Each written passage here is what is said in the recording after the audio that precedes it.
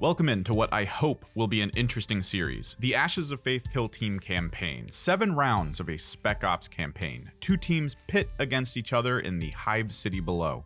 The brutal tide of the Chaos Cults and the highly adaptable Inquisitorial agents. There is a lot to go over in this first episode, so real quick, if you're interested in tabletop strategy games like Kill Team and potentially others down the road, and are new to the channel, maybe hit that subscribe button. I hear likes are also useful in some way. As well, there is a community Discord linked in the description below.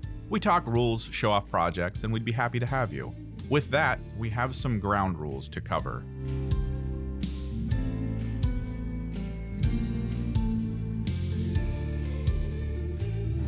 Kill Team Spec Ops has some pre-established functions. This one-off run will have some adaptations built in based off of suggestions I've seen floating around on the Vox. Building teams and general acquisition points will remain the same. The basic flow of the Ashes of Faith module will also remain intact. However, Spec Ops is built around the original Kill Team TAC Ops cards for this current edition. That includes the manner of randomly selecting 3 out of 6 chosen cards. We will be using the more recent 2022 Critical Ops cards and rules for selection instead. This will adjust how the Spec Ops missions for both teams will run, as many of the missions required are no longer related to the Critical Ops cards. Both the Chaos Cults and Inquisition have agreed on this adjustment. Outside of this, team archetypes still don't matter for TAC Ops selection, as long as the limit is on 1 faction based and 2 chosen of one of any kind of the archetypes in Critical Ops.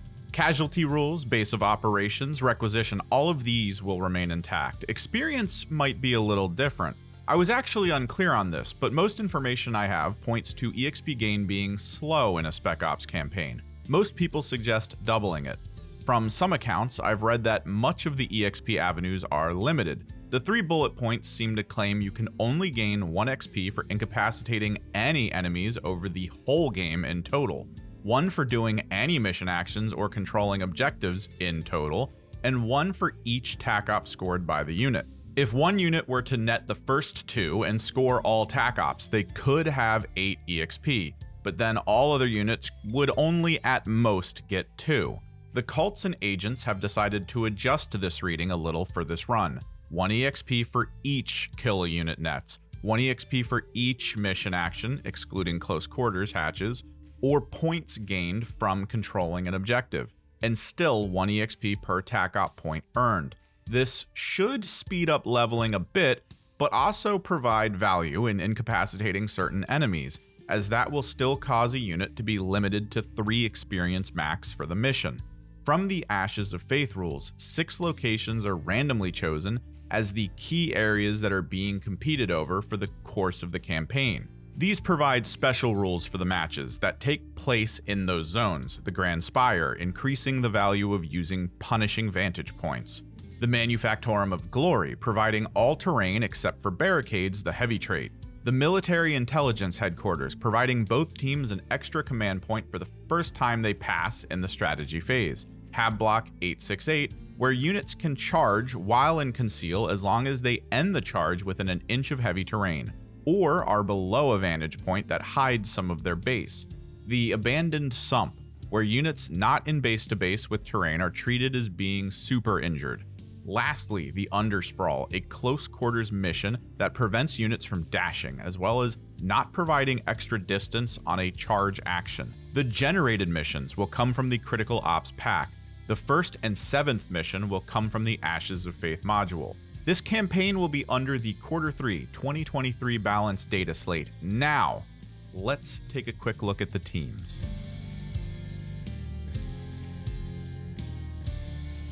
You know them, you despise them, the Chaos Cult. The initial roster can't be changed much, so it will have the full contingent of Dark Commune, including a Cult Demagogue, an Iconarch, a Mind Witch, and 2 Blessed Blades, who will be leading their 10 cultists into battle. They will be attempting to achieve the Occult Ritual Spec Op mission. With their initial 4 requisition points, they will be picking up 10 points of gear for 2 requisition, as well as an Accursed Hex strategic asset, leaving 1 point in the bank.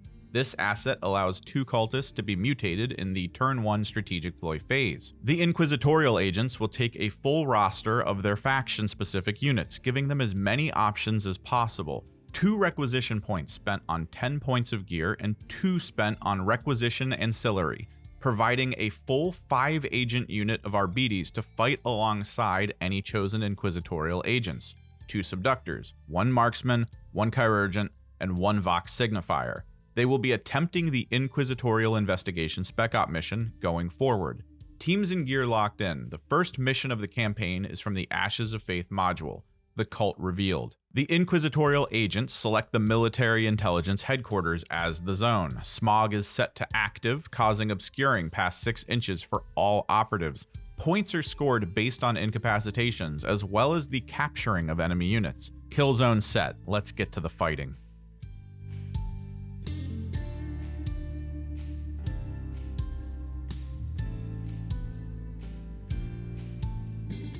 The opening mission has a wedge formation setup, giving the Inquisition the aggressive positioning. The opening roll is a 1-4 in favor of the cults. Inquisitors are given the defender role and will set up their first grouping of units right after barricade placement.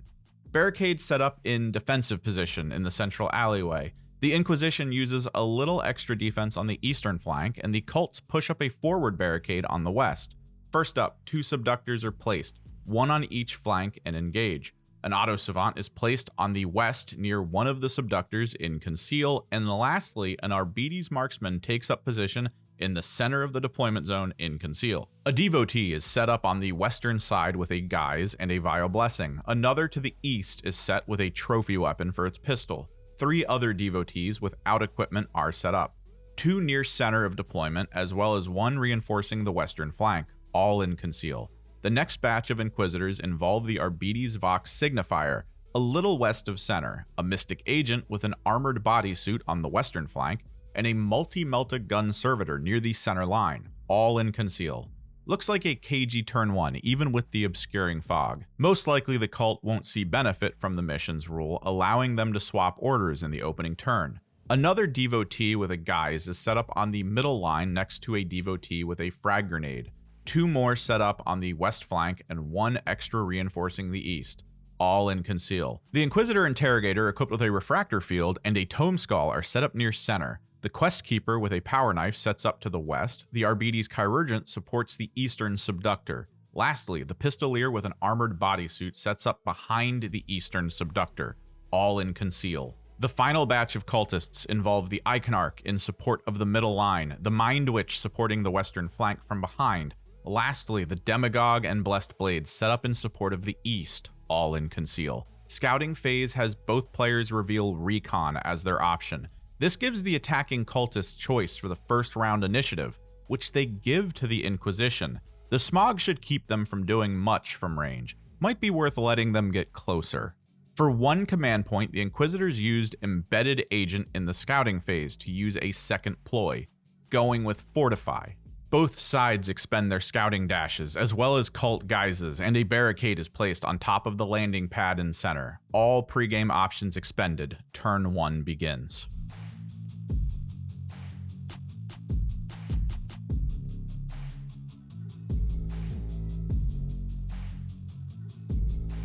Command points generated. The first time both players pass, they will generate an extra command point as per the mission rule. The Inquisition passes for the bonus. 2 devotees mutated using the cult faction ability, 1 in mid, 1 on the western front. Chitinous is selected for the +1 to save going forward for all mutants and torments. Inquisitors continue to pass, and the cultists gain a command point for passing as well. Assassinate target revealed for the Inquisitors, selecting the Demagogue as its target. The cults have nothing to reveal, so the Inquisition further activates the Executioner TAC Op. The marksman is set as the dealer of death. The target is a devotee left of mid. For the first Inquisitor activation, the Interrogator Agent and Tome Skull group activate and reposition. The Interrogator moves up to the Gun Servitor. The Tome Skull moves over to the Quest Keeper. Each of these units have an aura set going forward. The Skull provides +1 to the attack profile of weapons of nearby allies. The Interrogator causes enemy attacks to be reduced by 1 when targeting allies near this unit. The Iconarch activates and swaps orders as per the mission. It moves up to the barricade on the landing pad and unleashes its flame on the gun servitor. 6 hits, no crits. 2 saves from the gun servitor. A command point is spent on an armor save reroll that still fails. Remembering the defensive aura on the Interrogator, one of the normal damage dice is declared void. 6 damage on 11 wounds. The Chirurgent repositions up to the gun servitor in hopes to protect it from an early incapacitation. A devotee moves to back up the Iconarch. Another devotee moves from the east up to the supply box on the landing pad. A Western subductor positions around a corner to prepare for a future charge. The Demagogue activates and mutates a nearby devotee. It then uses Incite Urgency to dash the mutant up to the pipe. The gun servitor activates and retreats in hopes to recover in a later round. A devotee west activates. Abhorrent mutation is attempted but thwarted by the Inquisition's absolute authority ploy. Unenhanced, it moves up to the wrecked vehicle in the ruins on the western side. The second devotee activates, moves and dashes up to a barricade in mid. An Arbites Vox signifier activates and gives a bonus AP to the quest keeper. It then repositions up to light cover. The Mind Witch activates and moves up a little, gaining the vision needed to drop a Malefic Vortex on the western side of the Inquisition deployment. The Subductor, the Quest Keeper, and the Auto Savant take 1 mortal wound. Any who remain there by the end of the round will take another mortal wound. The Quest Keeper will have a chance with its Feel No Pain to reduce it, but it did not achieve that here. The Marksman quickly rotates across the back wall. A Western devotee activates, moves up and fires on the in-engage Subductor. 2 crits and a hit. 1 retained save from the Subductor. 2 failed saves that are both rerolled from command points into 1 extra save. Using 2 saves to block a crit, 5 damage on 8 health passes through. Clutch amounts of damage from the devotee. A second devotee activates in the back and moves up to the barricade near center. The Inquisitorial Pistolier activates and moves up into the barricade nest nearby in preparation for upcoming combat. The Blessed Blades joint activate and position on the landing pad behind the storage crate. The Mystic activates and rotates over to the Marksman. The Western Mutant activates and moves up behind the yellow storage box. The Eastern Subductor moves up to the landing pad wall. In response, a nearby mutant activates and charges the Subductor, a rough matchup by all accounts. The Subductor chooses its defensive stance, gaining the first use of retained dice. 3 crits and a hit against the mutant's 3 crits and 1 hit after rerolls from Ceaseless and a command point reroll. A critical parry knocks out 2 of the mutant crits right off the bat. In response, the last crit is pushed, putting its hopes on a 6+ Feel No Pain for survival. The normal attack parries the last mutant attack, and 2 crits are pushed for 8 damage. 2 Feel No Pain needed, but only 1 received. The mutant falls. The Subductor is left with 4 wounds remaining. The Auto Savant adjusts out of the vortex area and hopes to continue recording what it witnesses. A devotee with a frag grenade moves up to the white supply box on the landing pad, threatening a very large area in a future turn. The Quest Keeper rotates to mid and lies in wait. Lastly, a mutant moves to the center barricade. Let's take a look at the results of turn 1.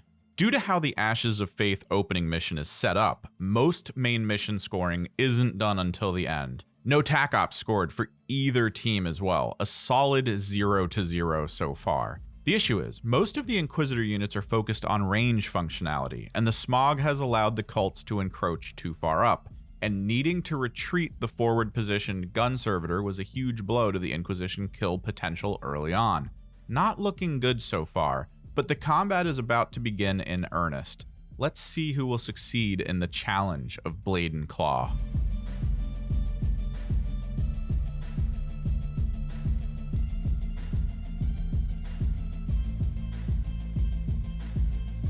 The smog roll doesn't pass, so it remains in place. No respite for the Emperor's dogs. The Inquisition does, however, take the initiative on a roll of 5-4. Command points generated. The Inquisitors start off with Denounce on the Iconarch. A D3 is rolled to determine how many allied activations the Iconarch must wait before being able to activate. 3 activations in total, a sitting duck in the center of the field. The cult uses Sickening Aura for its mutants and torments. It acts as an injury aura without being considered an injury. Only modifier prevention can help against it. The Inquisition passes for a command point gain. Cult mutation triggers and 2 torments appear in the west as well as the center. Winged is chosen for the torments to gain, giving them better mobility over terrain. The Inquisition uses intense scrutiny, allowing them to target concealed units in cover from 4 inches away as though they are in engage. The cult uses Fervent Onslaught to retain 1 attack as a normal hit in melee for any agent. This triggers the Auto Savant's Scrivener ability for an extra command point. This is how we read this ability for use, but the wording also leans towards the idea that the second time and beyond that each individual ploy is used outside of command reroll, a command point would be gained. We weren't quite sure on that, so we agreed on this approach. The Inquisition uses Quarry on the Torment in mid, allowing all attacks on that target to be rerolled, and then bouncing the mark after it dies. The cults finally pass for the bonus command point. Out of command points, the Inquisition passes as well, on to TAC Ops. The Inquisition has nothing new to reveal, so the cults reveal Secure Center Line, Central Control, as well as Faction TAC Op 2, Profane Defilement. Big focus on being in or around the center of the map, or on the center line. The Inquisition moves its Executioner mark to the Iconarch in mid. The Melta Gun Servitor swaps to engage, and being just within distance needed to fire on the Torment in mid, it unleashes the Heat of the Sun. After all Quarry rerolls, 1 hit and a crit. The Torment puts up 1 normal save and removes the regular damage. 7 damage, no feel no pain reductions, wounded but still kicking, and still a big threat as Winged doesn't allow movement to be modified by injury. A dash readjusts the Gun Servitor for a slight fallback. The Wounded Torment activates and charges the Vox Signifier. With the Sickening Aura active, the Arbites Vox is a bit worse in melee, but the Servo Skull provides a bonus attack to the Vox. Both sides hitting on 5 up. After Quarry and Relentless rerolls for both sides, 3 crits from the Torment, 2 hits and a crit from the Vox. First crit goes through from the Torment. The Vox pushes a crit, sensing an imminent incapacitation. The Torment finishes the Vox, taking 2 damage with no feel no pain reductions. The Chirurgeon activates and moves to the Gun Servitor using the Med Kit. On a roll of 5, 3 wounds are returned, back to 8 of 11 wounds. The Western Torment activates using Abhorrent Mutation to gain the Horned trait, causing mortal wounds when it charges. It goes over the top of the box and lands a charge between 2 units. Horned is used on the Wounded Subductor, netting 3 damage on the D3 roll and bringing it down. Fight is used on the Tome Skull. After 1 retention and a couple crits after rending against a model that can't even fight back, the skull collapses. The Questkeeper activates and charges the damaged Torment near mid. After all retentions and rerolls, 2 crits and 1 hit from the Questkeeper thanks to the Sickening Aura, only 3 hits from the Torment due to the injured state. A crit is pushed, and the Feel No Pains keep it going at 1 wound. The Torment returns a hit, mitigated down to 3 damage. Another crit pushed by the Questkeeper, and not enough 6s rolled, the Torment collapses. Frenzied Demise is used by the cults, dealing 2 unmitigated damage more to the Questkeeper. Injured, but not out. The Auto Savant ability is triggered for another command point gained by the Inquisition. Quarry moves to the Iconarch for future rerolls. A Devotee activates and moves close to the Eastern Subductor, opening fire with its trophy auto pistol. A crit and a hit retained, fully saved by the Subductor's 3+ shield. A second Devotee activates and rushes down the Questkeeper. A miserable round of combat. No hits from the Questkeeper and only getting the retention attack for the Devotee. 2 damage that went unmitigated downs the Questkeeper and allows the Devotee to mutate. And with that activation, the Iconarch is freed from its frozen state.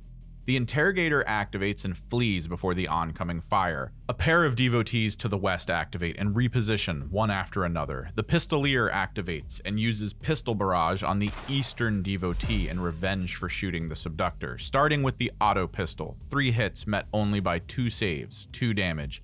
From the standard Plasma profile, a crit and 3 hits ensures nothing can save the cultist. A joint activation of the Blessed Blades has them both charge the Subductor. The Blue Blade attacks after retentions. 4 hits retained. The Subductor gets a hit and a crit. Seeing its demise coming, the Subductor in defensive stance places 4 damage on the blade before falling to the return damage. The red blade uses his last action point to retrieve an allied body.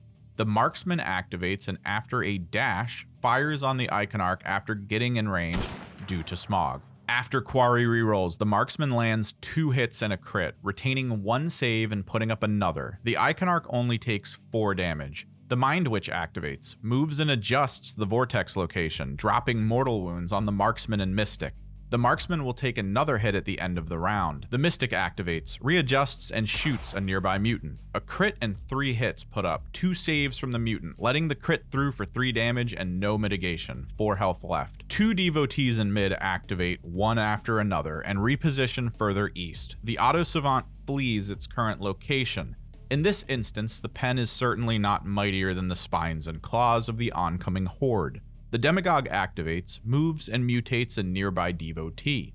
The Gun Servitor overwatches the close Blessed Blade. A crit and a hit is enough to bring it down without much issue. The Iconarch activates and repositions to put the Gun Servitor and the Medic in its range, starting with the Chirurgent in hopes to prevent the Gun Servitor from reviving. 1 crit and 5 hits. 1 crit save is all it musters and it falls, engulfed in flame. The Gun Servitor takes 2 crits and 2 hits. No saves bring the Gun Servitor down as well. A bit of a misplay here. The Marksman in Conceal overwatches the Iconarch. This normally can't be done, but we overlooked the order the Marksman had. 2 crits bring down the Iconarch with the mortal wounds alone. It was an error in hindsight, but we play through. The Executioner point is scored for the round. The last activation of the round has a devotee make a small positioning change, and with that, round 2 ends. TAC Ops has the Inquisitors at 1 due to the error, and the Cult ended up scoring 2. Again though, the ranged Heavy Inquisition is in a rough spot, having been backed into the corner by an encroaching mob that has brought down some of the most integral units they have when it comes to clearing hordes. It's not looking good going into round 3, but the Emperor's minions must persevere.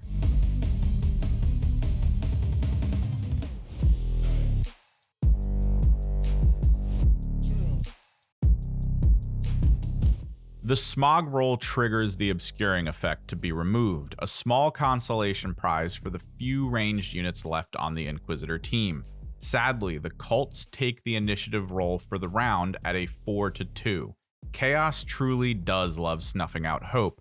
Command points are generated and the cults open with mutation. A mutant near the center of the kill zone is upgraded to a torment. A mutant to the east joins the torment status. Lastly, a devotee in mid changes to a mutant. The Inquisition passes for the bonus command point. Sickening Aura is attempted but stopped by absolute authority. The Inquisition are set on passing for this round. Fervent Onslaught is used to help retain some melee attacks on the cult side, and with nothing left, the cults pass for a command point, and we move to TAC Ops. One mission still not revealed by the Inquisition and remains that way, most likely something that can no longer be triggered. It will be lost to time. The Torment in mid is marked for execution, and we move on to activations. The first of which will be that very Torment. Angered by being called out, Unleash the Demon is used. This does trigger the Auto Savant, and in turn, the Auto Savant triggers the Torment. The Torment charges both the Auto Savant and the Mystic. Starting with the Auto Savant, after retentions, rerolls, and rending, 2 crits, 2 hits. The Auto Savant puts up 1 hit. Not bad for a pencil pusher, but this is parried by a normal attack, and 14 damage is pushed through. The Auto Savant is down. Next up, the Mystic, a poor opener with 4 misses and a retention, but with relentless rerolls and rending. 4 crits and a hit. The Mystic responds with 1 regular hit that is parried, 20 damage incoming.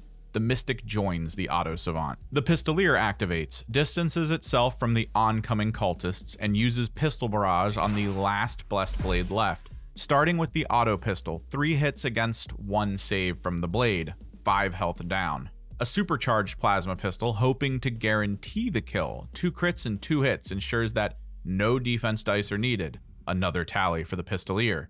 The Mutant in mid charges the Sharpshooter. After retention and any rerolls of 1, 3 hits are put up. The Sharpshooter responds with 2 hits and a crit. The Mutant pushes 3 damage. An attack is parried by the Deft Sniper.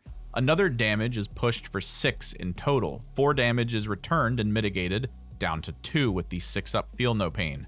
The Marksman activates and uses Emperor's Will to avoid characteristic modifiers caused by its current injury and spends 2 action points to disengage away towards the Pistolier. Survival on his mind, but the positioning was a bit of a mistake. The Devotee with a frag grenade senses it is time, activates and moves up to toss a grenade centering on the Interrogator. Attacks on these units are reduced by 1 from the leader's aura, 3 attacks against the Interrogator, all whiff. Fortunate for the rest of the units involved. Against the Pistolier, 2 hits, 1 saved, 2 damage. Against the Marksman, 2 crits rolled, 1 crit saved, but the 3 damage is enough to finish the job. The Mind Witch and the Mutant started. For the second Devotee activation, 1 on the west goes back to conceal, moves up, and picks up the body of the Subductor. Among the brutality, one mustn't forget that points scoring is paramount. Returning fire on the grenade-throwing Devotee, the Interrogator unleashes a long-range attack, landing 3 crits and a hit. With no saves made, the Devotee falls. The Mind Witch moves and dashes up to the center line, looking to score a bunch of TAC-op points. Out of activations, the Pistolier overwatches the 5-wound mutant near mid with its scoped plasma pistol, looking for 5s. Using 1 command point to reroll the 1, landing 2 crits after failing 2 saves and only getting 2 Feel No Pains, 8 damage brings the mutant down. The Demagogue activates and uses its Incite Urgency to have the nearby Torment perform a free dash. It then passes. The Torment then activates and charges the Pistolier. After rerolls and retention, only 2 hits from both sides. Only 1 hit from each side, making it through. 2 unmitigated damage to the Torment. 4 to the Pistolier. The end of round 3 closes with a Torment moving and dashing to mid after spending a command point on Abhorrent Mutation, gaining Fleet for the extra move.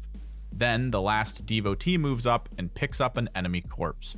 The cults are very much standing triumphant at the end of round 3. Much bloodshed, but no TAC-ops scored for the Inquisition. The cults, on the other hand, score 1 point in each of the 3 missions revealed, all due to the Mind Witch rotation. The game is very over at this point, but for experience in Mission VP, round 4 does have to play out a bit. I'll give you the cliff notes. The Smog returns for the final round, and the cults get the initiative. The strategy phase has the cults bait out an absolute authority use from the Inquisition with Sickening Aura. This allows the oncoming Torment to gain Unleash the Demon as well as the Barbed Mutation, giving its melee the Reap 2 keyword. The now souped up Torment charges into combat with both final Inquisitor units. After Horned Mortal Wounds and 2 rounds of melee, it survived. The Inquisitors, not so much.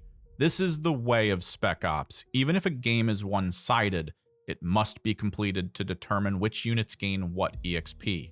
No drumroll needed. In the opening match of the Ashes of Faith campaign, the Cultists won. Full score on TAC Ops, as well as the bonus for carrying the enemy body. The battered Inquisition score 1 TAC Op and only managed just under 50% enemy incapacitation, so the final score, 20-5. A pretty big loss to start the campaign. The mission with Smog felt designed to hinder ranged teams like the Inquisition, who were unable to perform without placing themselves in danger. Now, there are 6 rounds to go, and between each round, an auction of sorts is played out for the many sectors involved. During this auction, players bid on what they want to gain based on cards earned through victory. Control, determining who the winner of the overall campaign is. Persuasion, looking to gain benefits for the upcoming matches. And investigation, for receiving secret abilities to be used in the right moment. Victory in C1 means the cults will gain 1 control in that region. Agents and subterfuge cards are handed out, and when all is said and done, these are the results. Technically, both teams are tied with 1 territory under their control. Both teams picked up 1 type of regional influence for future games, and both teams have started working towards gaining persuasion benefits. So, the Inquisition isn't down and out in this opening round. Battlescar rolls are had for both sides, and one of the Subductors will be a little worse for wear going forward, as it won't be able to dash or have its APL increased. All other operatives made it out all right, and are scraping together what they can with their new requisition point to prepare for the second round. We'll have to see what comes of these 2 rivals. We might even take a look at some of the standout units along the way as they level up. Many are close to the next tier, but they'll have to wait. Thanks for watching. Hopefully you enjoyed this first part of potentially a 7-part series of our first Spec Ops campaign. Have you taken part, or are you still in a long-running Spec Ops campaign? What kind of rules adjustments have you made in order to spice it up? Or have you been keeping it to the law and letter of the rules? Who do you think will fare better over the long term of this campaign? Are you rooting for either side? Let us know in the comments below. As a quick reminder, we will have a link to our Discord in the description. If you're interested in joining our little gaming community, we would be happy to have you. With all that said, I have to get back to piecing this campaign together. So, likes for the like god and subscribes for the subscribe throne. I am Kimmerix, and I'll see you in the next one.